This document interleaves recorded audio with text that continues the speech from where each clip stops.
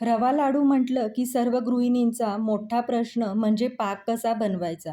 तर आज आपण बिना पाकाचे आणि साखर न वापरता मस्त असे रव्याचे लाडू बघणार आहोत.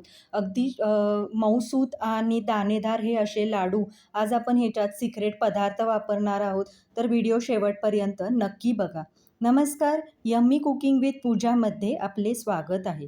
तर इथं मी एक नेहमी जो आपण उपम्यासाठी किंवा शिऱ्यासाठी रवा वापरतो, तोच हा जाडसर रवा घेतलेला आहे. जर तुमच्याकडे बारीक रवा असेल, तर तो सुद्धा घेतला तरी पण चालेल.